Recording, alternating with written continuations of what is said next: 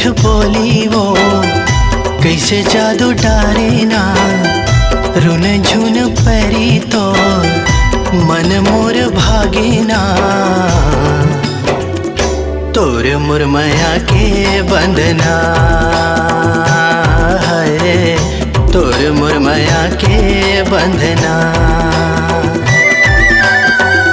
सुने मोरे राजा जी माया के भाखला, मुझे मुझे हंसी तो मन मास मागे ना।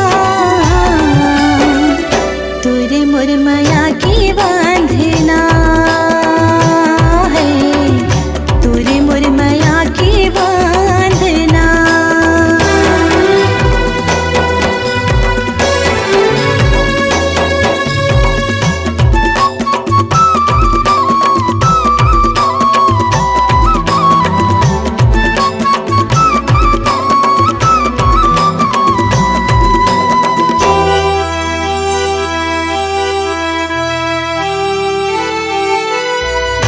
जबले मैं देख्यो तोला हो गए हो दीवाना, मन लाता मोही डारे करो का बताना।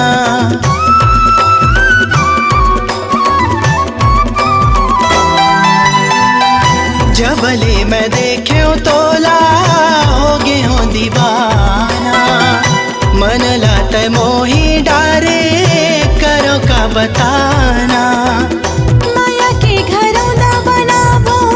संगे संगे जिंदगी बितावो, माया के घरों दा बनावो, संगे संगे जिंदगी बितावो। पूरा होई हमर सपना, तोर मुरमया के बंधना है, तोरे मुरमया के बांधना।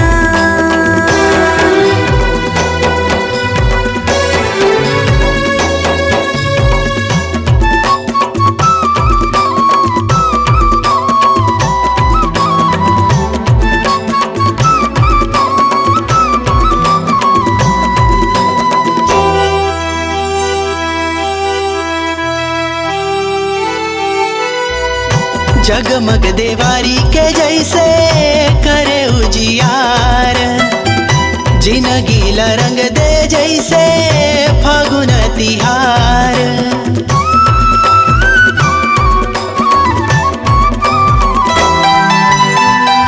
जगमग देवारी के जैसे करे उजियार, जिनगीला रंग दे जैसे फागुन तिहार।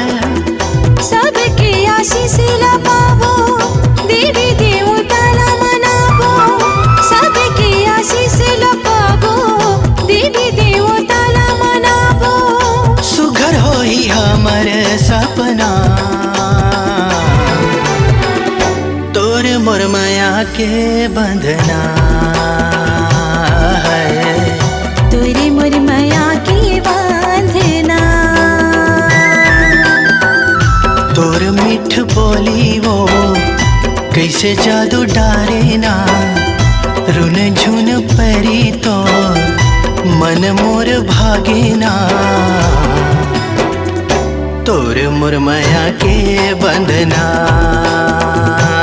है, तोर मुरमया के बंधना।